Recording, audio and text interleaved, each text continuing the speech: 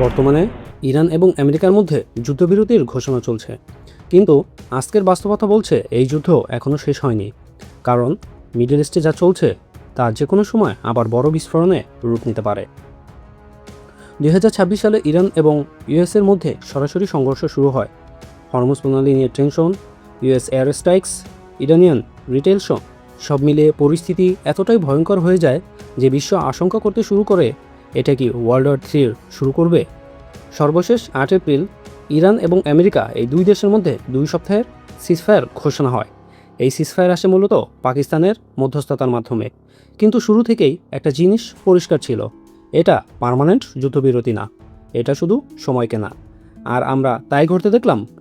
প্রথমবার ইরান এবং আমেরিকার প্রতিনিধি দল পাকিস্তান গেল, কিন্তু নিজেদের মধ্যে কোনো নির্দিষ্ট সিদ্ধান্তে আসতে পারল না, যার পরিপ্রেক্ষিতে যুদ্ধবিরতি চললেও আবার শুরু হলো দুই দেশের মধ্যে স্নায়ুযুদ্ধ।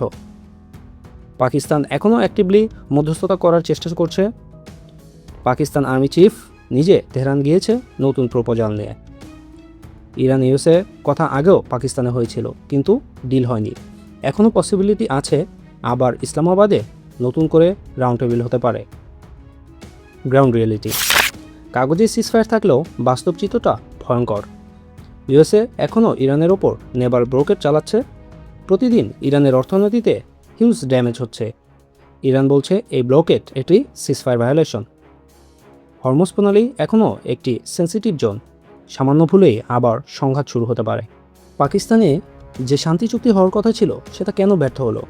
কারণ ইউএসএ চায় ইরান নিউক্লিয়ার প্রোগ্রাম বন্ধ করুক, ইরান চায় স্যাংশন তুলে নেওয়া হোক। দুই পক্ষের ট্রাস্ট লেভেল প্রায় 0। এই কারণেই সিজফায়ার থাকলেও ফাইনাল ডিল হচ্ছে না। এই পুরো কনফ্লিক্টে সবচেয়ে ইন্টারেস্টিং প্লেয়ার হচ্ছে পাকিস্তান। একদিকে ইউএসের অ্যালি, অন্যদিকে ইরানের সাথে স্ট্রং রিলেশন। তাই পাকিস্তান এখন ব্রিজ হিসেবে কাজ করছে, কিন্তু সমস্যা হচ্ছে দুই পক্ষই পাকিস্তানের প্রপোজাল পুরোপুরি অ্যাকসেপ্ট করছে না। বিশ্লেষকরা বলছে এই সিজফায়ার আসলে পিস না, এটা একটা সুকৌশল যুদ্ধবিরতি। ইউএস চাপ দিচ্ছে ইকোনমিকভাবে, ইরান টাইম নিচ্ছে রিগ্রুপ করার জন্য। দুই পক্ষই ভবিষ্যতের জন্য প্রস্তুতি নিচ্ছে। এখন সামনে 3টা বড় জিনিস হওয়ার পসিবিলিটি আছে। সিনারিও 1, সিজফায়ার ভেঙে ফুল স্কেল ওয়ার আবার শুরু হবে, যা হলে পুরো বিশ্ব অর্থনীতির উপর খুবই খারাপ প্রভাব পড়বে এবং আমাদের দেশের উপর এই প্রভাব আরও তীব্র থেকে তীব্রতর হবে।